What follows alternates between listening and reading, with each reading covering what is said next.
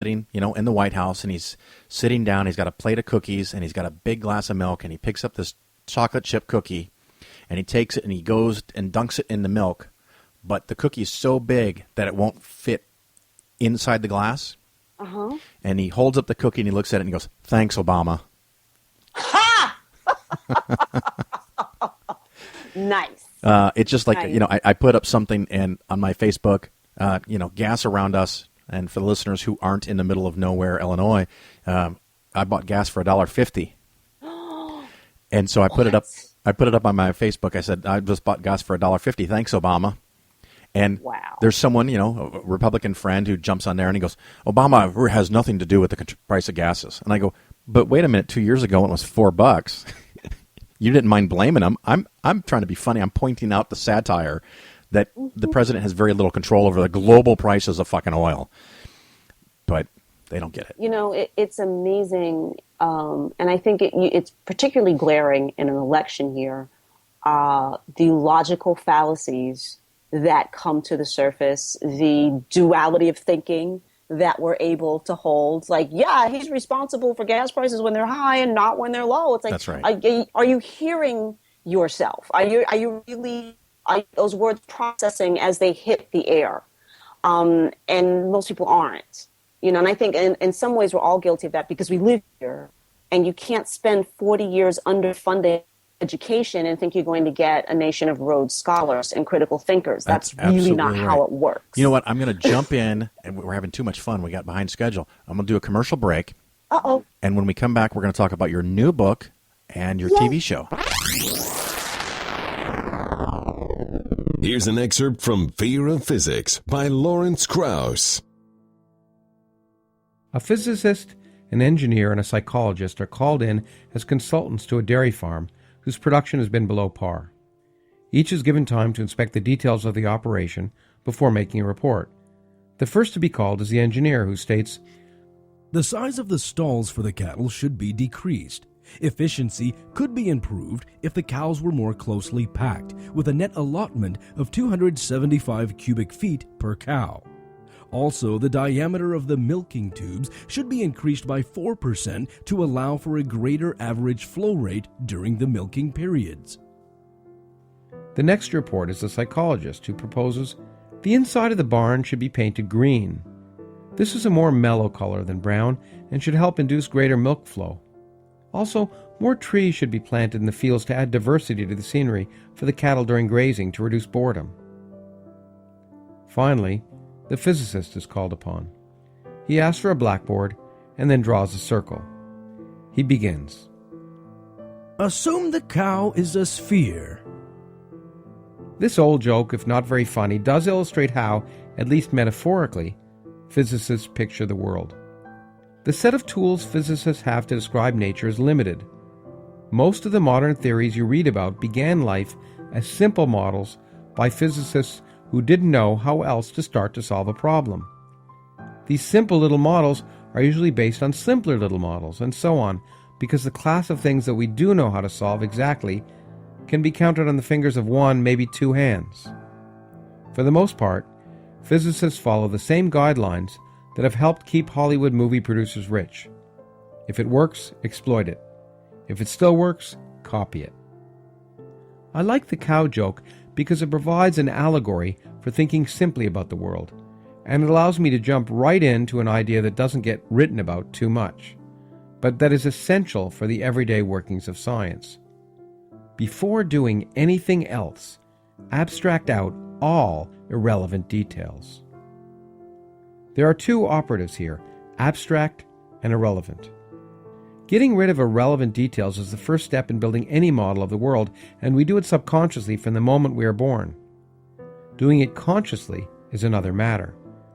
Overcoming the natural desire not to throw out unnecessary information is probably the hardest and most important part of learning physics. In addition, what may be irrelevant in a given situation is not universal, but depends in most cases on what interests you. This leads us to the second operative word, abstraction. Of all the abstract thinking required in physics, probably the most challenging lies in choosing how to approach a problem.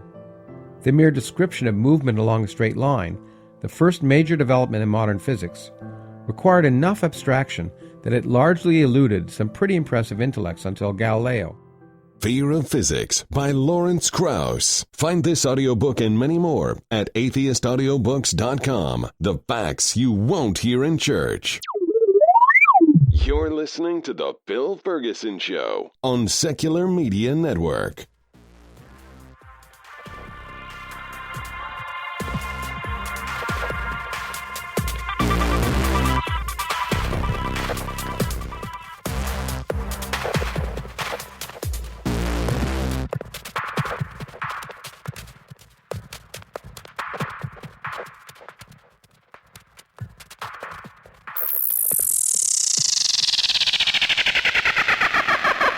This is Phil Ferguson with Polaris Financial Planning, the home of science-based investing. I see people owning really bad investments all of the time. Many advisors are paid a commission by a big company to sell you something you may not need. It's kind of like church. They create fear, then they tell you what you want to hear, and then they take your money. What you want is an advisor that is paid only by you. That is a fee-only fiduciary advisor. Remember, people work for who they are paid by. You can contact me, Phil, at PolarisFinancialPlanning.com, or listen to the cleverly titled The Phil Ferguson Show. Each show, we have an interesting investing skeptically topic and an interview with someone fighting to end religion. Polaris also gives 10% of gross revenue to support the growing secular movement. You're not just getting better investments, you're helping to change the world. You're listening to The Phil Ferguson Show, and I have Leighann Lord with me, and I had just before the commercial break talked about her new book. What is it? Women Do It Standing Up? Is that what it's called? It's called Real Women Do It Standing Up. Stories from the career of a very funny lady, which would be me. Yeah. Because it's a play on my website, which is veryfunnylady.com. And I've been writing these, I guess, Irma Bombeck style essays for quite a few years now. And they're, it's all about, various subjects, but I pulled together all the ones that were related to my career as a stand-up, either, getting on stage, off stage, my life sort of on the road or at home. And I just sort of just aggregated these stories and put them together, sort of like, Irma Bombeck meets David Sedaris with a little George Carlin thrown in because there are jokes interspersed between all of the stories. And I wanted to get it out there before I die. Yeah. And I've gone to, various readings, over the years, and I would, pull out these stories and read them, and people would be laughing or, or identifying or crying, because you don't have to be a stand-up to get this. Anybody that works for themselves, anybody who's tried to be a spouse or, or dealing with their parents or a dog owner, it's just life. And it was a lot of fun to put together. And it was actually supposed to be my first book. It was supposed to come out before Dick Jokes, but I got nervous. I got scared of I don't know if I could do this. And so I did what I thought would be the easier book first. And apparently I was out of my mind because nothing's easy. Nothing. No, not at all. Now, I'm looking at, for those, again, listeners, on your website, veryfunnylady.com/calendar, they can go see, and, you've got Comic Strip Live in New York City. You've got the Apollo Theater on February 4th, Pocono Palace Resort. On the Friday night, yes. Yeah. I don't know how I'm doing all this, but I do have it. So we've got screening and live event, The Color of Comedy. Yeah, well, actually, both the Apollo Theater and the Museum of the Moving Image are both doing, but from different angles, panel discussions on Black comedy. The history of Black comedy. The Apollo on Wednesday, I'll be with a wonderful author. His name is Mel Watkins, and he wrote a book called On the Real Side about the history of Black theater and Black comedy. And so he's sort of moderating the event and wanted a comedian, who wasn't dead to. So, and that's from the perspective of comics that performed at the Apollo Theater and the importance of the Apollo Theater in the development of Black comedy. And the Museum of the Moving Image is taking it from the point of view of basically film, but how Black comedy in many ways has been used to tackle social issues. How you take those painful, awful things that are happening, in the microcosm of our community, but in the macrocosm of the country, and how do we make that funny? How do we make that palatable? How do we take something that's not funny and make it funny so that, when you're done laughing, you can go, okay, let's do something about this. I like it very much. Now, the other show that you are on, and you've allowed some other guy who knows some things about astronomy to join you. Yes. Star Talk. You're one of the co-hosts on that show. I am. This is part of me is astounded that this has happened to me because I'm not a science girl. I'm a sci-fi girl, which is a lot of times when I get brought in because he knows they cannot do Star Trek anything without, I would just go nuts.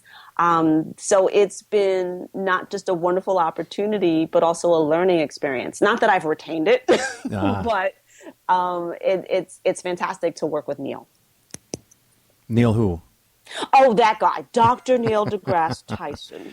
Yeah, so he's joined you on your show. He has joined me on my show that I created, Star Talk Radio. Like, so not, everybody. That's his show. I'm just tagging along. And so what's coming up next on that show?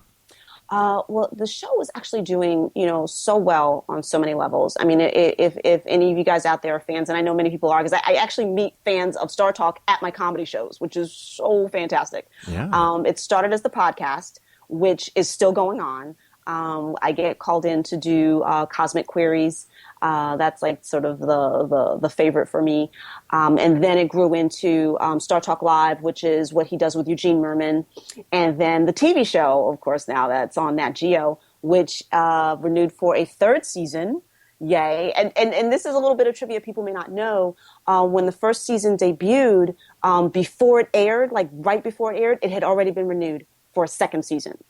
And then had been nominated for an Emmy. We didn't win, but, part of me is like, who cares? I can always say I'm on an Emmy-nominated show. It's That's like, yay, cool. Dear Diary.